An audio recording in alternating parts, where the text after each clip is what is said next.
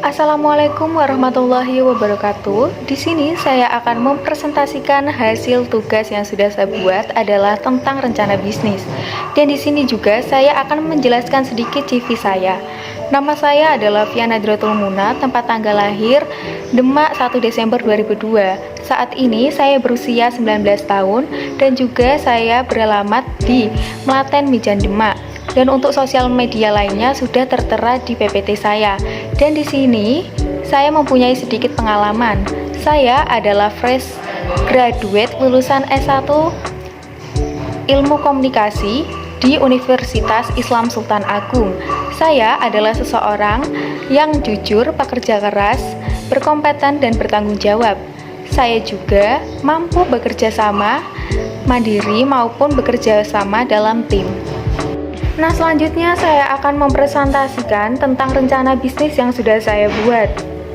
Nah, untuk slide ketiga, menurut data Badan Pusat Statistik, setiap tahun para pelaku UMKM meningkat hingga pada tahun 2018 mencapai lebih dari 60 juta. Latar belakang utama dalam membangun bisnis ini ialah membantu permasalahan dalam Sustainable Development Goals. Poin 8, yaitu dengan tujuan berusaha meningkatkan pertumbuhan ekonomi yang inklusif dan berkelanjutan, kesempatan kerja yang produktif dan menyeluruh, serta pekerjaan yang layak untuk semua. Target-targetnya meliputi mempertahankan pertumbuhan ekonomi per kapita, mencapai tingkat produktivitas ekonomi lebih tinggi, menggalakkan kebijakan pembangunan yang mendukung kegiatan produktif, penciptaan lapangan kerja layak, mendorong formalisasi dan pertumbuhan usaha kecil dan menengah atau UMKM. Nah, untuk slide keempat, berdasarkan data dari Kementerian Koperasi yang memaparkan bahwa 1.785 koperasi dan 163.713 pelaku usaha mikro, kecil, dan menengah atau UMKM terdampak pandemi virus corona. Ada 39,9% UMKM memutuskan mengurangi stok barang selama pembatasan sosial berskala besar atau PSBB akibat COVID-19. Sementara itu, 16,1% UMKM memilih mengurangi karyawan akibat toko fisik ditutup. Sektor UMKM mengalami dampak yang cukup dalam akibat pandemi COVID-19. Slide 5. Dari latar belakang permasalahan yang saya gunakan, maka dari itu solusi bisnis yang saya rencanakan ialah membuat aplikasi pelayanan di bidang jasa. Berdasarkan jumlah pengguna akses internet meningkat 15,5% atau setara dengan 27 juta jiwa dibandingkan pada Januari 2020. Peningkatan penggunaan internet semakin meningkat setiap tahunnya. Aplikasi OnFi atau online service guna membuka peluang pekerjaan di masa pandemi COVID-19. Jenis jasa yang tersedia antara lain laundry, printing, reparasi AC, reparasi mesin, dan lain-lain. Nah, selanjutnya di slide 16 ada pun beberapa tools dalam aplikasi OnFi atau online service. Salah satunya pada slide ini terlihat tampilan akun aplikasi OnFi yang sudah terverifikasi dapat memesan jasa online atau mendapat orderan dari customer. Nah, untuk slide ketujuh, pada slide ini salah satu tampilan bagaimana customer memberi rating service dan bisa membuat story untuk sharing pengalaman customer dengan membagikan ulasan serta foto atau video pada beranda aplikasi guna meningkatkan rasa percaya terhadap pelayanan aplikasi OnFi. Nah, untuk slide 8, ada beberapa strategi marketing yang saya gunakan dalam mengembangkan bisnis saya dengan menggunakan bauran Pencils yang dikembangkan oleh Thomas L. Harris jika dijabarkan secara rinci dalam korelasi komponen utama peranan public relation antara lain.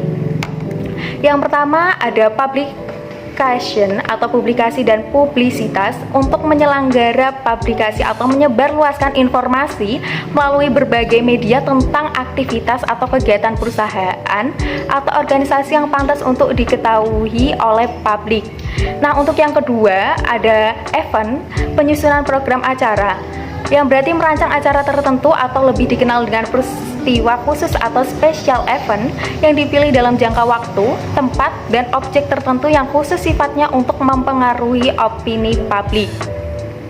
Nah, untuk yang ketiga adalah news, menciptakan berita, yang berarti berupaya menciptakan berita melalui press release atau newsletter dan bulletin dan lain-lain. Nah, yang keempat ada community involvement, adalah untuk mengadakan kontak sosial dengan kelompok masyarakat tertentu untuk menjaga hubungan baik, atau community relation and humanity relation dengan pihak organisasi atau lembaga yang diwakilinya. Nah, yang kelima ada inform or image, yaitu memberitahukan sesuatu kepada publik atau menarik perhatian publik, sehingga diharapkan akan memperoleh tanggapan berupa citra positif dari suatu proses. Nothing diupayakan menjadi something.